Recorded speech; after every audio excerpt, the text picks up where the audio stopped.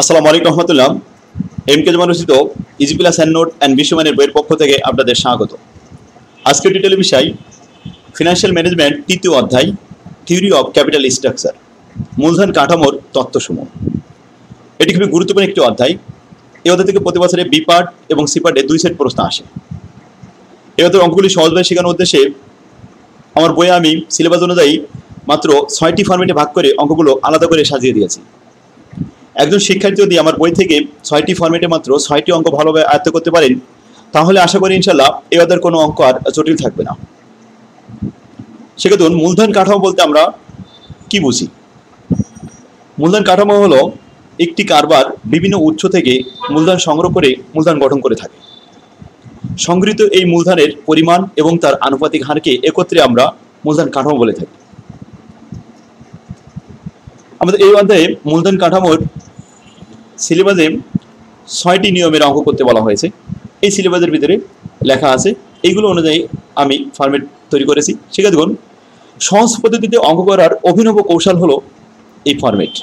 আমার আবিষ্কৃত ফরম্যাট খুব সহজে প্রত্যেকটি অধ্যায়ের নিয়মগুলো এক নজরে দেখাতে সফল হয়েছে। তো আসুন আমরা প্রথমেই এক নজরে ফরম্যাটগুলো দেখে আসি। Format number 1 capital structure, number 2 NI approach, number 3 NOI approach, number 4 traditional approach, number 5 MM approach, number 6 arbitrage. এই 6টা নিয়মের অঙ্ক আমাদের সিলেবাসে করতে বলা হয়েছে। দেখুন এখানে লেখা আছে NI approach, NOI approach, traditional approach, এগুলো আমাদের বলা হয়েছে। তাহলে এক নজরে আমরা বুঝতে পারলাম আমাদের এই 6টি নিয়মের অঙ্ক শিখতে হবে এখানে। যেহেতু এই অধ্যায়ের অঙ্কগুলি সূত্রের মাধ্যমে করতে হয়, তাই ধারাবাহিকভাবে আমরা ফরম্যাট অনুযায়ী সূত্রগুলো এক নজরে দেখে আসি। চলুন প্রথমে 1 নম্বর ফরম্যাটের সূত্র ক্যাপিটাল স্ট্রাকচার। প্রথমে আমাদের একটা ইপিএস কাঠামো তৈরি করতে হবে।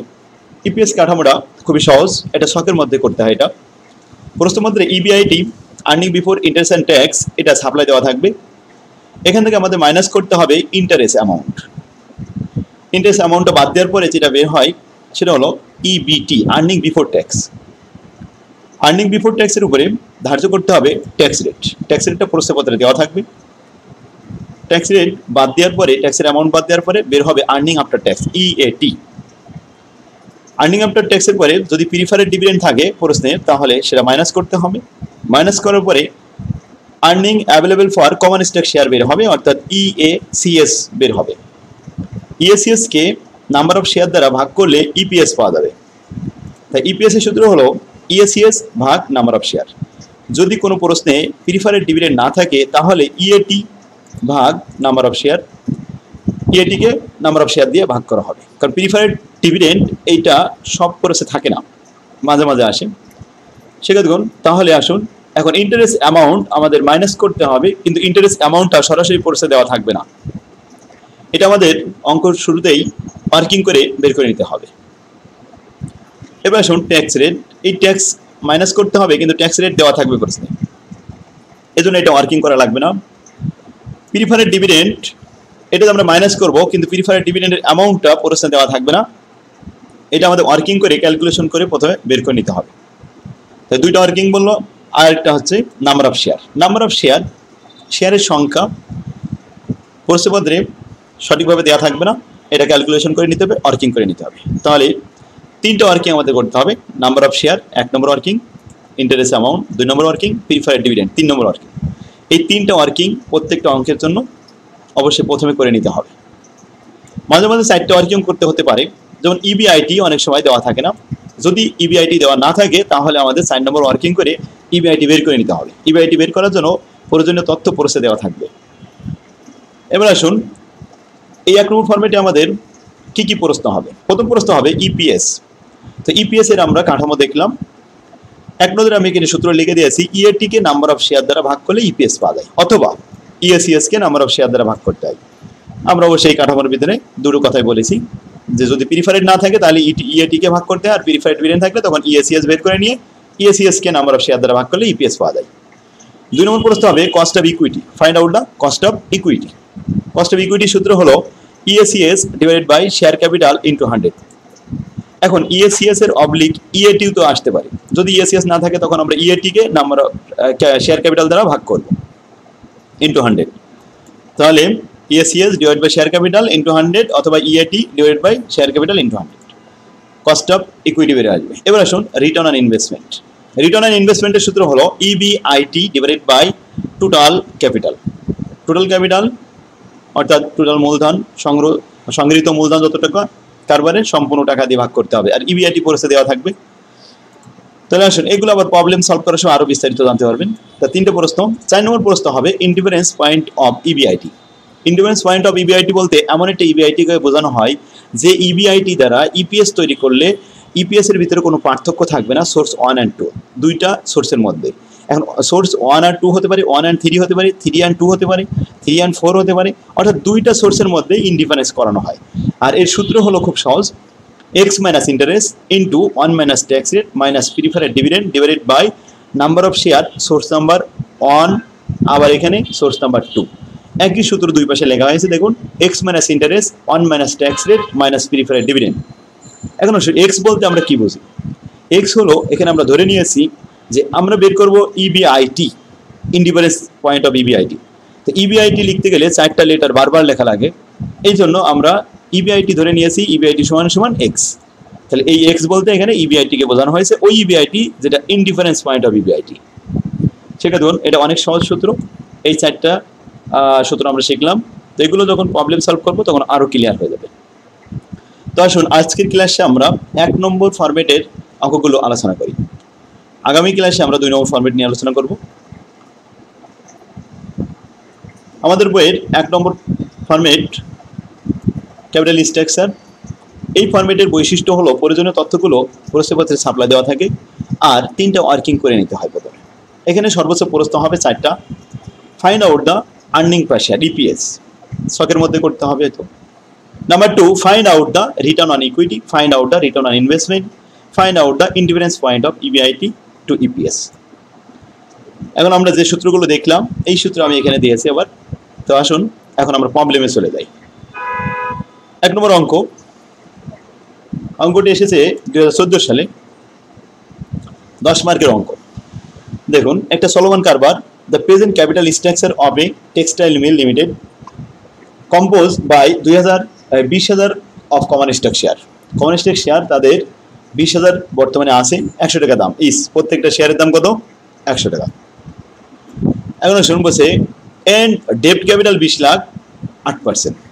তাহলে দীর্ঘমেয়াদী ঋণ আছে 20 লাখ আর শেয়ার ক্যাপিটাল আছে 20 লাখ। কীভাবে বুঝলাম? 20,000 গুণন 100, 20 লাখ। তাহলে মোট হলো 40 লাখ টাকা তাদের বর্তমান ক্যাপিটাল আছে। দ্য কোম্পানি নিড, কোম্পানির আরও প্রয়োজন অ্যান অ্যাডিশনাল অ্যামাউন্ট 35 লাখ টাকা। 35 লাখ টাকা এখন কোম্পানির আরও প্রয়োজন। এই 35 লাখ টাকা ম্যানেজ করবে বিভিন্ন উৎস থেকে। তাহলে উৎস আছে কয়টি? 4টি উৎস। সেখান থেকে 3টে ব্যবহার করা হবে, রিটার্নিং ব্যবহার করা হবে না। অ্যান্ড হ্যাভ হচ্ছে ফলোয়িং দ্য 3 অল্টারনেটিভ। এখন হচ্ছে অ্যান্ড দে হ্যাভ 3 অল্টারনেটিভ, নিচেই তাদের আর কে আছে? 3টা অল্টারনেটিভ আছে। এই 35 লাখ টাকা ম্যানেজ করার জন্য তাদের অল্টারনেটিভ আছে 3টা। প্রত্যেকটা অল্টারনেটিভে 35 লাখ টাকা ম্যানেজ করার জন্য অপশন দেওয়া আছে। তো আসুন প্রথমে অল্টারনেটিভ 1, 2, 3। কয়টা অল্টারনেটিভ আছে? 3টা অল্টারনেটিভ। অর্থ সংগ্রহ করার জন্য অনেক সময় বলা হয় অপশন, অল্টারনেটিভ, সোর্স, মেথড, এগুলো ব্যবহার করা হয়। সোর্স বললে S লিখতে হয়, অল্টারনেটিভ বললে A লিখতে হয়, অপশন বললে O লিখতে হয়, আর মেথড বললে M লিখতে হয়। অবশ্যই এখানে লেখা থাকে, যেমন এখানে অল্টারনেটিভ বলা আছে বলে A1, A2, A3 দেওয়া আছে। যদি সোর্স বলা হতো they have finance of 3 alternative, 3 option, 3 method, সেভাবে এখানে লেখা থাকতো। তাহলে অপশন বললে O লেখা হতো, O1, O2, O3, মেথড বলে M1, M2, M3, এভাবে আমরা দেখতাম এখানে লেখা আছে। যাই হোক, তাহলে 3টা অল্টারনেটিভ আছে। প্রত্যেকটা অল্টারনেটিভে এই 35,000 টাকা ম্যানেজ করার জন্য পরামর্শ দেওয়া আছে। এখন কোন অল্টারনেটিভটা ভালো সেটা আমরা EPS বের করে পরামর্শ দিতে পারবো, সিদ্ধান্ত দিতে পারবো। তো আসুন আমরা এর পরের অংশ দেখি। অল্টারনেটিভের পরে যে অংশটা আছে, এক্সপেক্টেড EBIT, তারা এই বিনিয়োগ থেকে ইনকাম করতে পারবে 7,50,000 টাকা EBIT, প্রত্যাশিত আয়। EBIT কিন্তু প্রসেস সাপ্লাই দেওয়া আছে, EPS করার সময় এটা লাগবে। ট্যাক্স রেট 30% সাপ্লাই দেওয়া আছে। এখন রিকোয়ারমেন্ট EPS তৈরি করতে হবে, রিটার্ন অন ইকুইটি তৈরি করতে হবে, রিটার্ন অন ইনভেস্টমেন্ট, 3টা রিকোয়ারমেন্ট করতে হবে। এখন আমাদের যেহেতু ইপিএস তৈরি করতে হবে সেখানে ইন্টারেস্ট লাগবে, নাম্বার অফ শেয়ার লাগবে, প্রিফারেড ডিভিডেন্ড লাগবে, তাহলে আমরা ওয়ার্কিং করব প্রথম বলেছি। তো ওয়ার্কিংগুলো আগে আমরা একটু সাজাই নিই। Calculation working number 1, calculation of number of share. Number of share এর সূত্র হলো old share plus new share. আমরা অবশ্যই old share plus new share কথাটা এখানে লিখে দিতে পারি। দেখুন আমি পরেরটা অবশ্যই লিখে দিয়েছি।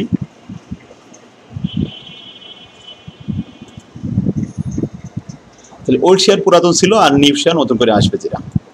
এই হচ্ছে আমাদের টোটাল শেয়ার সংখ্যার সূত্র। এখন আমরা লিখলাম ওল্ড শেয়ার কত ছিল, 20,000। কোথায় ছিল, প্রস্তে দেওয়া ছিল 20,000। অর্ডিনারি শেয়ার তাদের বর্তমান আছে, যেটা বর্তমান থাকে ওটাই হলো ওল্ড শেয়ার। তো ওল্ড শেয়ার 20,000। অল্টারনেটিভ 1, 2, 3। এখন ওল্ড শেয়ার এগুলো প্রত্যেকের সামনে প্রথমে বসে যাবে 20,000, 20,000, 20,000 আর প্লাস দিয়ে পরে আমরা নিউ শেয়ার লিখবো। এখন এটা রেখে দিলাম। Calculation of interest 2 number working, old interest. তাহলে ওল্ড ইন্টারেস্ট আমরা টোটাল ইন্টারেস্টটা এভাবে লিখতে পারি। দেখুন আমি এখানে দ্বিতীয় নাম্বার ওয়ার্কিংয়ে এটা লিখেছিলাম।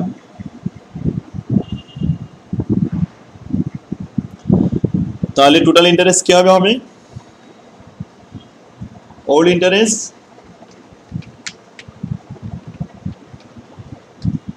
Plus new interest.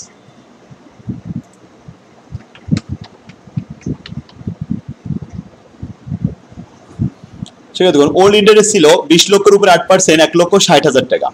1,60,000 টাকা লিখলেন।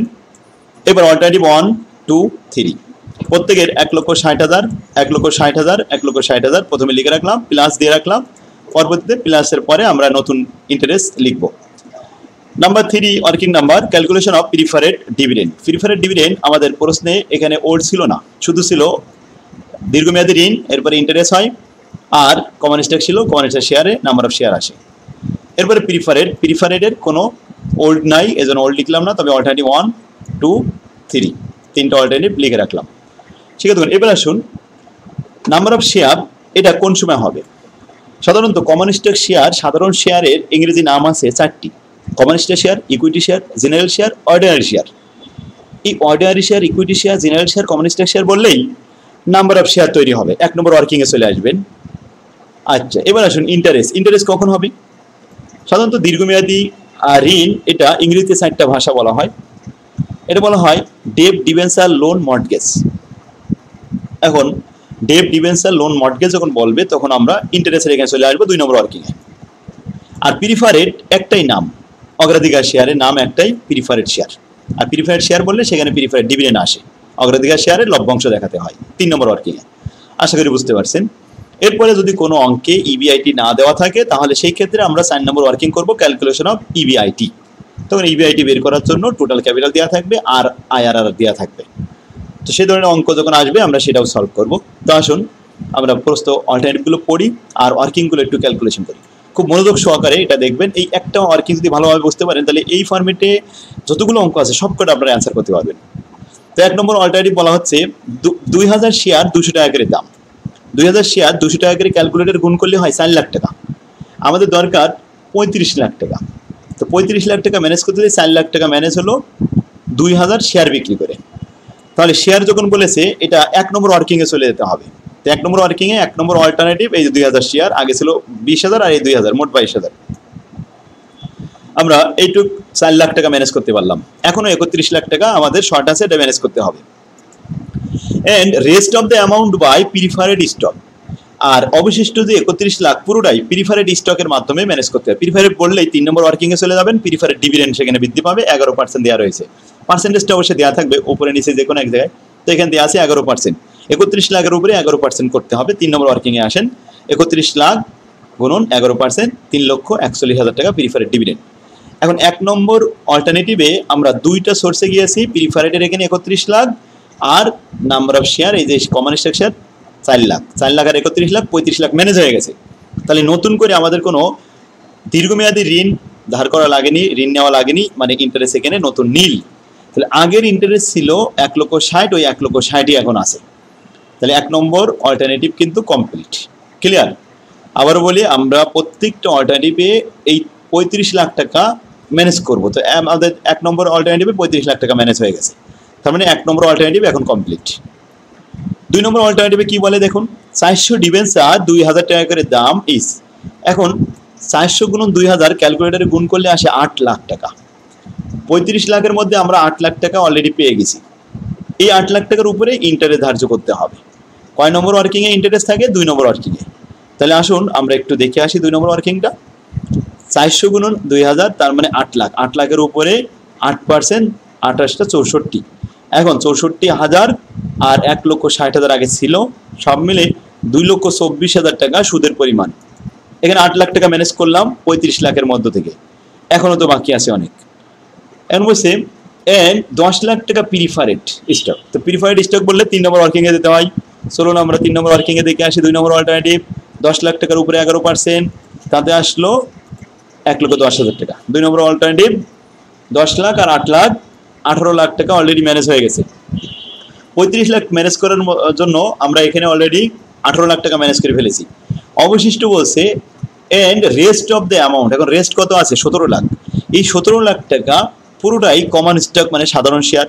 সাধারণ শেয়ার বললে আমাদের 1 নম্বর ওয়ার্কিং এ আসতে হয়, শেয়ার প্রাইস দ্বারা টাকাকে ভাগ করলে সংখ্যা বের হয়। তো এখন 17 লাখ টাকাকে 200 দিয়ে ভাগ করব, তাহলে 17 লাখ ভাগ 200, তাহলে আসলো আমাদের এখানে 8,500। 8,500 শেয়ার। এখন আসুন 2 নম্বর অল্টারনেটিভ শেষ।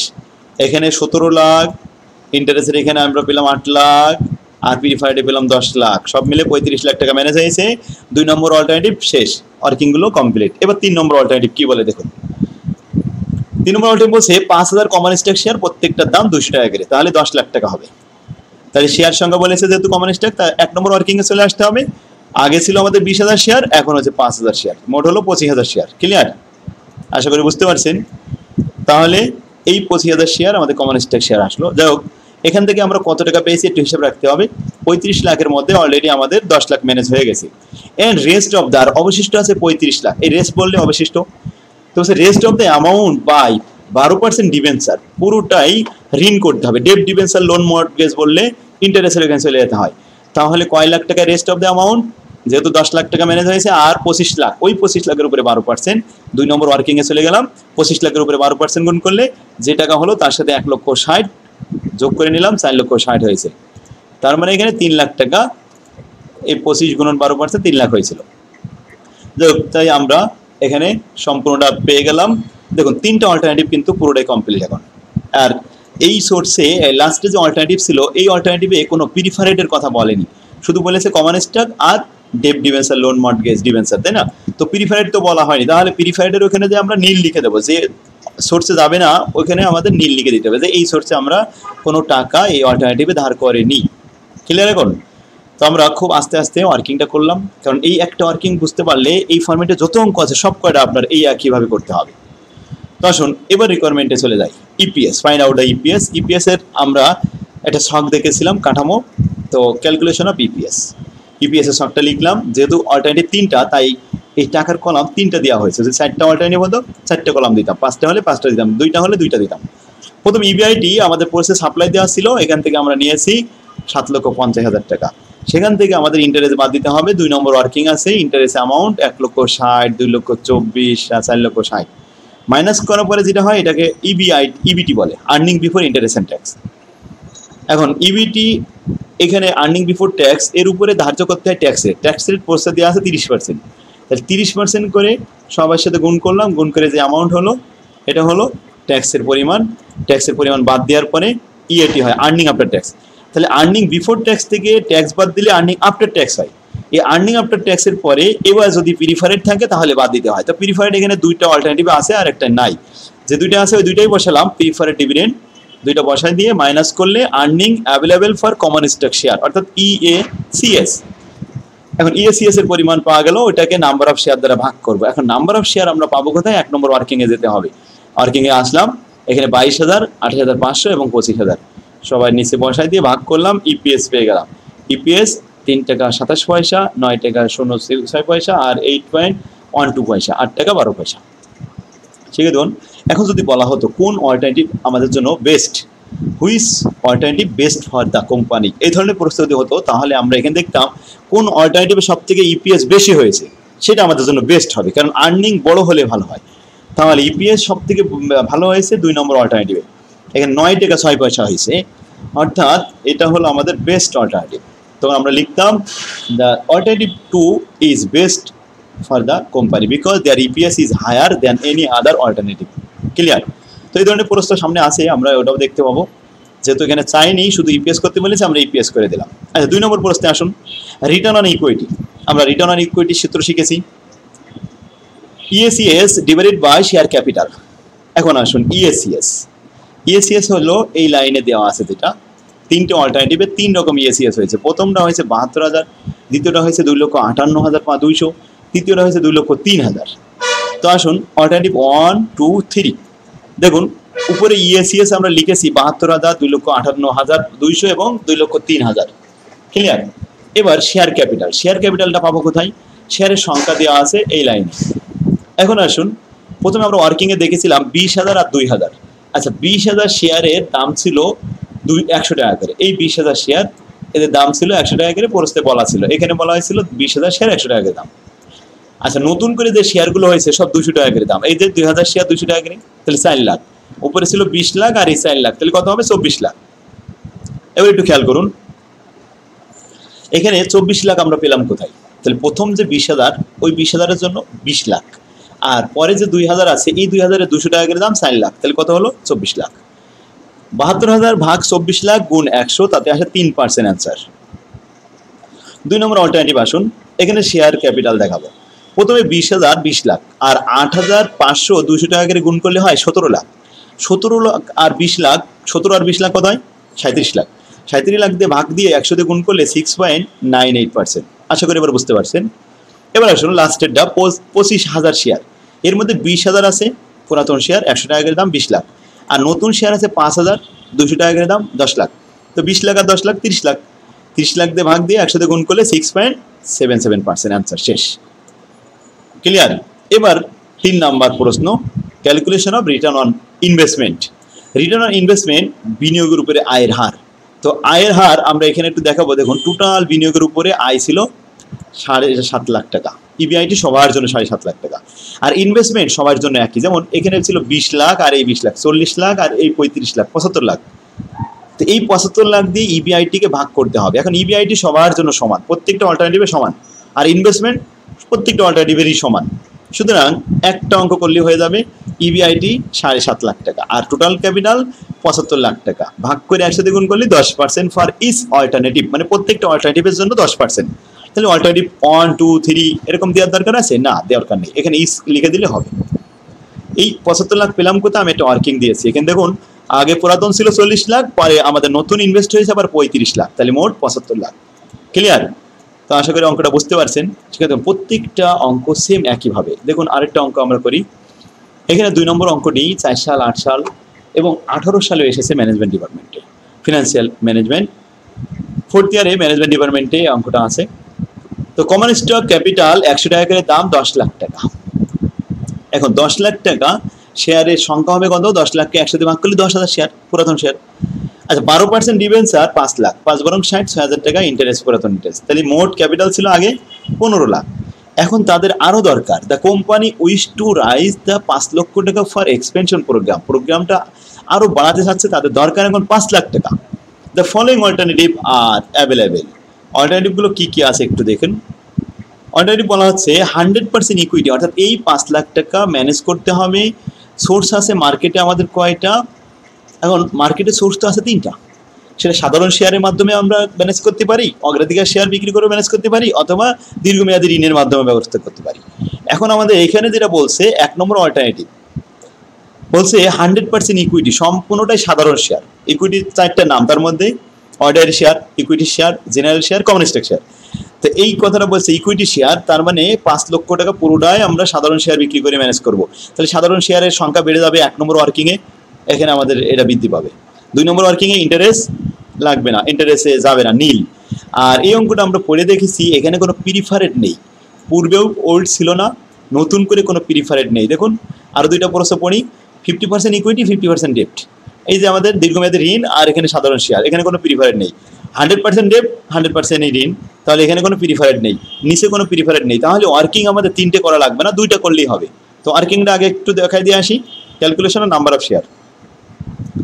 ওল্ড শেয়ার আছে 10,000, অল্টারনেটিভ 1 2 3 তিনটাই 10,000 আগে লিখে নিলাম। আর calculation of interest alternative 1 2 3 old interest আছে 60,000, আর প্রিফারেড ডিভিডেন্ড নাই বলে আমরা লিখলাম না। এবার আমি একটু ওয়ার্কিংগুলো দ্রুত বলি। দেখুন ওল্ডগুলো তো আমরা আগে লিখে ফেলেছি, তাই না? এবার আসি, প্রথম হচ্ছে 100% ইকুইটি, তার মানে এই 5 লাখ টাকা পুরোটাই সাধারণ শেয়ার এখানে চলে যেতে হবে 1 নম্বর ওয়ার্কিংয়ে। তো 5 লাখ ভাগ 100, তাহলে 5,000 শেয়ার, 5,000 আর 10,000 মিলে 15,000 শেয়ার। এখন এক জায়গার থেকে আমাদের 5 লাখ ম্যানেজ হয়ে গেছে, তাহলে ইন্টারেস্টের ওইখানে অর্থাৎ দীর্ঘমেয়াদী ঋণ আমরা নিলাম না, এই জন্য দীর্ঘমেয়াদী ঋণের এখানে 1 নম্বর অল্টারনেটিভ নীল আছে। আগের যে ইন্টারেস্ট ওইটাই বহাল মেয়াদে থাকলো, নতুন করে কোনো ইন্টারেস্ট হলো না, আশা করি বুঝতে পারছেন। এবার আসুন আরেকটা, 50% ইকুইটি আর 50% ডিবেঞ্চার। তাহলে ইকুইটি বললে সাধারণ শেয়ারে চলে আসতে হয়, 5 লাখের 50% হয় 2.5 লাখ, 2.5 লাখকে 100 দিয়ে ভাগ করলে 2.5,000, 2.5,000 আর 10,000 মিলে 12,500। ওকে, আর 50% মানে 5 লাখের 50% 2.5 লাখ টাকার উপরে 12% সুদ হবে।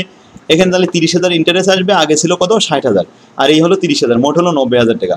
তাহলে 2 নম্বর অল্টারনেটিভ কমপ্লিট। এবার 3 নম্বর অল্টারনেটিভে আসুন, বলছে 100% ডিবেঞ্চার, মানে পুরোটাই দীর্ঘমেয়াদী ঋণ। তাহলে সুদ হবে 5 লাখের উপরে 12% সুদ, তাহলে 5 বরং 60,000 টাকা, আর আগে ছিল 60,000 টাকা, মোট 1,20,000 টাকা ইন্টারেস্ট হলো। এখন এই যে আমরা অল্টারনেটিভ 3-তে দেখলাম নাম্বার অফ শেয়ার নতুন করে নীল, কারণ এখানে তো আশা লাগেনি, আমাদের একটা সোর্সের থেকেই সব ম্যানেজ হয়ে গেছে, অর্থাৎ শুধু ঋণের মাধ্যমেই 5 লাখ ম্যানেজ হয়ে গেছে, তাহলে নতুন কোনো শেয়ার আসবে না, এটা নীল। তাহলে আগের শেয়ার যেটা ছিল ওইটাই আছে। ঠিক আছে, দেখুন খুব সহজ একটা অঙ্ক। তো আপনারা এটা এখনই সমাধান করে ফেলুন আমাদের বই থেকে, এইটা সমাধান করে তার 3 নম্বরে আসবেন। তাহলে ইপিএস তৈরি করলাম, ইপিআইটি থেকে ইন্টারেস্ট বাদ দিলাম, ইবিটি বের হলো, ইবিটি থেকে ট্যাক্স বাদ দিলাম, ইএটি পাওয়া গেল, নাম্বার অফ শেয়ার দিয়ে ভাগ করলাম। দেখুন প্রিফারেড নাই বলে ইএটিকে আমরা নাম্বার অফ শেয়ার দিয়ে ভাগ করেছি, তাহলে সূত্র হয়েছে EAT divided by number of share, ব্যাস। তাহলে আমরা ইপিএস পেয়ে গেলাম। ক্লিয়ার? এখন আমাদের ছোট্ট একটা প্রশ্ন এখানে হয়েছে, বলছে find out the EPS and which one would you preferred. এই অল্টারনেটিভ 3টের মধ্যে কোনটা আমরা সব থেকে ভালো মনে করব, কোনটা আমাদের সবচেয়ে বেস্ট হবে সেটা দেখাতে হবে। তো দেখছিলাম এখানে আমাদের সব থেকে বেশি ইপিএস হয়েছে লাস্ট 3 নম্বর অল্টারনেটিভে, 112 টাকা হয়েছে। Alternative 3 is preferable to the company because their EPS is higher than any other alternative. Clear? এবার আসুন আরেকটা প্রশ্ন, এখানে লাস্টে বলছে also calculate the indifference point between the indifference point of EBIT, কিন্তু between the source 1 and 2 দুইটা অল্টারনেটিভের মধ্যে আমাদের ইবিআইটি ইন্ডিফারেন্স ইবিআইটি দেখাতে হবে। তাই ইন্ডিফারেন্স ইবিআইটি বলতে আমরা এমন একটা ইবিআইটিকে বোঝাই যে ইবিআইটি দ্বারা ইপিএস করলে প্রত্যেকটার ইপিএস সমান হয়ে যাবে, একই রকম হবে। তো আমরা সেটাই নিয়ে আসলাম। Calculation of indifference point of EBIT, ধরে নিলাম ইন্ডিফারেন্স পয়েন্ট অফ ইবিআইটি সমান X. We know that indifference point of EBIT সমান এক্স মাইনাস ইন্টারেস্ট। এখন এক্স মাইনাস ইন্টারেস্ট মাইনাস, এখানে আমরা ইন্টু দিলাম 1 minus tax rate minus preferred dividend divided by source number 1, share সংখ্যা source number 1। একই সূত্র ডাইনে পাশে লিখলাম X minus interest into 1 minus tax rate minus preferred dividend divided by share সংখ্যা number of share source number 2, 1 and 2 বলেছে তাই। এখন আসুন প্রিফারেড ডিভিডেন্ড এই অঙ্কে ছিল না, তাই আমরা সব জিরো লিখে দেবো, যেখানে নেই এখানে জিরো লিখলে হবে। তো এক্স ইবিআইটি মাইনাস ইন্টারেস্ট, প্রথম সোর্সে ছিল ইন্টারেস্ট 60,000 টাকা আর দ্বিতীয় সোর্সে ছিল 90,000 টাকা। 1 মাইনাস ট্যাক্স রেট, ট্যাক্স তো 40% বলা ছিল এখানে, তো minus preferred dividend 0 whole divided by share সংখ্যা সোর্স নাম্বার 1 এ ছিল 15,000 আর শেয়ার সংখ্যা সোর্সের 2 তে ছিল 12,500। উপরে মান লিখলাম এক্স মাইনাস ইন্টারেস্ট, এখন ইন্টারেস্ট আছে 90,000 টাকা, 1 minus tax rate minus preferred dividend 0। আসুন আমরা উপরে ব্র্যাকেটের ভিতরে কাজটা করি। প্রথমে 1 থেকে 0.4 বাদ দিলে 0.6 থাকে আর 0 তো উঠে গেল। ডাইনের পাশে একই অবস্থা, এক্স মাইনাস 90,000 ইন্টু 1 থেকে 0.4 বাদ দিলে 0.6 থাকে, 0 উঠে গেল। আচ্ছা নিচেই আমরা দেখতে পাচ্ছি এখানে 3টে শূন্য আছে, এখানে 3টে শূন্য নেই, 2টো শূন্য আছে। এক কাজ করা যায়, 3টে শূন্য কেটে দিলে এখানে 15 থাকে, আর এখান থেকে আমরা যদি 3টে শূন্য উঠাতে যাই তাহলে কি আসবে, এখানে 3টা তো আসবে না, এখানে 12.5 হয়ে যাবে। তো এখন আসুন উপরে আমরা 0.6 দিয়ে উপরে গুণ করি, 0.6 দ্বারা এক্সকে গুণ করলাম 0.6 এক্স, আর 0.6 দিয়ে 60,000 গুণ করলেই 36,000 ডিভাইডেড বাই 15 লিখলাম সমান 0.6 এক্স মাইনাস 15 এখানে 9 54,000 ডিভাইড বাই 12.5। একটা কাজ করা যায়, এবার 8 গুণন করা যায়, এই 12.5 দিয়ে এই পাশকে গুণ করতে হবে আর এই 15 দিয়ে এই সাইডকে গুণ করতে হবে। তো আমরা 12.5 দিয়ে এটাকে গুণ করলাম, দেখুন এখানে ব্র্যাকেট দিয়ে রাখছি আমরা 0.6 এক্স মাইনাস 36,000। Bracket close. এবার 15 দিয়ে গুণ করলাম, ব্র্যাকেটের ভিতরে 0.6x মাইনাস 1000, এর 0.15 এদের সাথে গুণ করব আর 12.5 এদের সাথে গুণ করব। গুণ করলে 12.5-এর সাথে যদি আমরা 6 গুণ করি তাহলে আসবে 7.5x মাইনাস 36-এর সাথে 12,500 গুণ করলে 4,50,000। আর এখানে 6×90 9x মাইনাস এই 15 দিয়ে 54,000 গুণ করলাম 8,10,000। এখন 9x থেকে 7.5x বাদ দিতে হবে, বাদ দিলে মাইনাস 1.5x। আর এখানে আসছে আমাদের 8,10,000 থেকে 4.5 লাখ বাদ দিতে হবে, দিলে মাইনাস 3,60,000। ঠিক আছে, উভয় সাইডে মাইনাস উঠে দিলাম, দিলে 1.5x সমান যদি 3,60,000 হয় তো x সমান 3,60,000কে 1.5 দ্বারা ভাগ করলে 2,40,000। এই 2,40,000 এমন একটা ইবিআইটি যে ইবিআইটি দ্বারা ইপিএস করলে দুইটার ইপিএস সমান হয়ে যাবে। দেখুন প্রমাণ, ইন্ডিভাইস ইবিআইটি। প্রথম ইবিআইটি লিখলাম 2,40,000, সেখান থেকে ইন্টারেস্ট বাদ দিলাম 60,90,000, বাদ দেওয়ার পরে ইবিটি থাকলো, ইবিটি থেকে ইবিটির উপরে ট্যাক্স ধার্য করলাম, ট্যাক্স বাদ দিয়ে দিলাম, দেওয়ার পরে ইএটি বের হলো, ইএটিকে নাম্বার অফ শেয়ার দ্বারা ভাগ করলাম, তাহলে ইপিএস পাওয়া গেল 7 টাকা 20 পয়সা। 7 টাকা 20 পয়সা উভয় সাইডে সমান হয়েছে, তার মানে ইন্ডিফারেন্স ইবিআইটি সঠিক হয়েছে, কারণ দুইটা ইপিএস সমান হয়েছে। এখন এটা গ্রাফের মাধ্যমে দেখানো যায়, অনেক সহজ গ্রাফটা। প্রথমে একটা সাদা কাগজে আপনি গ্রাফ নিতে পারেন, তাই সাদা কাগজে দাগ দেন, গ্রাফ না হলেও হবে। সাদা কাগজে স্কেল দিয়ে একটা আন্দাজে দাগ দিলাম, দিয়ে ইবিআইটি একটা অনুমান করব আমরা, নিচেই ইবিআইটি লিখবো 2,40,000। তো লিখলাম এই জায়গায় ইবিআইটি 2,40,000। আচ্ছা, এবার ইপিএস হচ্ছে 7 টাকা 20 পয়সা। তো আমরা এই ভার্টিক্যালে লিখলাম ইপিএস এর রেখা 7 টাকা 20 পয়সা, এই আছে 7 টাকা 20 পয়সা। তো 7 টাকা 20 পয়সা বরাবর এদিকে চলে গেল, আর এদিকে 2,40,000 বরাবর একটা রেখা চলে আসলো। এখন এই দুইটা রেখার যে ছেদ বিন্দু, এটা কিন্তু আমাদের এখানে ছেদ হয়েছে, ব্রেক ইভেন অবস্থা আছে। এবার আসুন এই রেখার মধ্য দিয়ে আমাদের দুইটা রেখা অঙ্কন করতে হবে এই বিন্দু দিয়ে, সেটা হলো সোর্স 1 and 2। আচ্ছা, 1-এ আমাদের ব্যয় ছিল ইন্টারেস্ট 60,000 আর 2-তে ছিল 90,000। যদি এখানে 2,40,000 হয় তাহলে আপনি একটু গুনে নেন, স্কেল দিয়ে এটা হিসাব করে নেন। এখানে আছে 60,000, এই 60,000 হচ্ছে 1 নম্বর সোর্স। তো এই স্কেলটা ঠিক এই মিডিল পয়েন্ট দিয়ে ছেদ বিন্দু দিয়ে চলে যাবে, তো নিচে দিয়ে চলে যাচ্ছে এই যে, এটাই হলো সোর্স নাম্বার 1, নিম্নমুখী হয়েছে। আচ্ছা, সোর্স নাম্বার 2-তে 90,000 টাকা ইন্টারেস্ট, তাই আমরা একটু সরাই নিয়ে আসলাম, এটা হচ্ছে 60, এটা আছে 90। এখন 90,000 টাকা ইন্টারেস্ট হিসাব করে আমরা দেখেছি এখানে ওই এই রেখার উপরে আছে, দেখেন বিন্দু ছেদ করে উপরে চলে গেল, এটা হলো তাহলে সোর্স নাম্বার 2। সোর্স নাম্বার 2 একটু ঊর্ধ্বমুখী হয়েছে, সোর্স নাম্বার 1 একটু নিম্নমুখী হয়েছে। নিম্নমুখী হওয়ার কারণ হচ্ছে যারা লোন কম নেয়, অর্থাৎ ঋণ নেয় না অথবা ঋণ কম নেয়, তাদের একটু নিম্নমুখী মুনাফা হয়, ট্যাক্স বেশি দেওয়া হয়ে যায় তাই। আর যারা বেশি ঋণ নিয়ে ব্যবসা করে তাদের বেশি সুদ দিতে হয়, আর এতে ট্যাক্স অনেক ছাড় পাওয়া যায়, কারণ ট্যাক্সের রেট বড়। তো ট্যাক্স যদি ছাড় পাওয়া যায় তাহলে লাভ বেশি হয়, ঊর্ধ্বমুখী মুনাফা হয়। তাই বেশি লোন নিলে ঊর্ধ্বমুখী মুনাফা হয়, আর কম লোন নিলে নিম্নমুখী মুনাফা হয়। আর টোটালি যদি আমরা লোন না নিয়ে থাকি তাহলে আরও নিম্নমুখী যাবে, অর্থাৎ এই নিচে দিয়ে চলে যাবে। ঠিক আছে, এটা কাঠামো তথ্যের একটা বৈশিষ্ট্য, তবে লোন না নেওয়া ভালো। তো আসুন আমরা এই যে দুইটা অঙ্ক করলাম, আমাদের সব কিন্তু এই ফরম্যাটে সব চলে আসছে, অর্থাৎ এই ফরম্যাটে যে 4টা প্রশ্ন আমরা শিখছিলাম, 4টা সূত্র, এই 4টা সূত্রই কিন্তু চলে আসছে। তো আজকের ক্লাসে আমরা এই ফরম্যাটের সবগুলো প্রশ্ন শিখে ফেলেছি। আগামী ক্লাসে এই ফরম্যাটেরই অঙ্ক করাবো 3 থেকে, তবে বোর্ড প্রশ্নগুলো করাই দেবো। ঠিক আছে, আজকের ক্লাস অনেক বড় ভিডিও হয়েছে, তো আপনারা যদি ভিডিওটা ভালো লেগে থাকে তাহলে এটা শেয়ার করে নিজ টাইম লাইনে রাখুন, আর ইনবক্সে বন্ধুদেরকে এটা সেন্ড করতে পারেন। গ্রুপ পেজে পোস্ট করে দিলে অনেকের উপকার হবে। অনেক স্টুডেন্ট আছে যারা আমাদের চেনে না, তারা অনেক কষ্টে থাকে, বিচ্ছিন্ন কর্মব্যস্ততা হয়তো ব্যস্ত থাকে, অনেক মেয়েরা আছে যারা যদি এই ভিডিওটা পায় তাদের অনেক উপকার হবে। তাই আপনার মাধ্যমে যদি তার উপকার হয় তাহলে আশা করি আল্লাহ খুশি হবে। ঠিক আছে, তাহলে ভিডিওটা শেয়ার করুন, আর কি কি ভিডিও লাগবে এরপরে এটা কমেন্টে একটু জানাবেন। আর যদি চ্যানেলটা সাবস্ক্রাইব করে না থাকে তাহলে চ্যানেলটা সাবস্ক্রাইব করে দিন। ঠিক আছে, ভালো ফলাফলের জন্য প্রথম শর্ত হলো একটা ভালো বই সংগ্রহ করা। ভালো বই একজন শিক্ষার্থীর কাছে একজন শিক্ষকের মতো ভূমিকা রাখে, কারণ যে কোনো জটিল জিনিস খুব সহজে উপস্থাপন করা থাকে, সেটাকে আমরা বলি ভালো বই। তাই আমার বইগুলো ছাত্রদের কথা মাথায় রেখে খুব সহজভাবে আমি ফরম্যাট আকারে সাজায় যাচ্ছি। বইটার খুব দাম অনেক কম, আপনি কয়েক টাকার জন্য আপনি রেজাল্ট খারাপ করবেন কেন? রেজাল্ট ভালো করার জন্য এই 200 টাকার একটা বই অনেক উপকার আসবে, অনেক অনেক ভালো হবে ইনশাল্লাহ, ক্যারিয়ারে অনেক উপকারে আসবে। তাই আপনার কাছে যে বই থাকুক না কেন, আপনারা আমার হ্যান্ড নোটটা সংগ্রহ করার জন্য স্ক্রিনে যে নাম্বারটি দেখতে পাচ্ছেন এই নাম্বারে যোগাযোগ করুন। আশা করি ইনশাল্লাহ এই সাবজেক্টে আপনি A+ পাবেন। আর যে কোনো সুবিধা, যে কোনো অসুবিধা আমার সাথে শেয়ার করতে পারবেন। আমার বইয়ের প্রবলেম নম্বর সহ বললে আমি সঙ্গে সঙ্গে অ্যান্সার করে দিতে পারবো। সেই দেখুন, তাহলে বইটা সংগ্রহ করার জন্য আমাদের সাথে স্ক্রিনে যে নাম্বারটি আছে এই নাম্বারে যোগাযোগ করুন। আমাদের অফিস থেকে বইটা নিলে আপনি সুলভ মূল্যে নিতে পারবেন।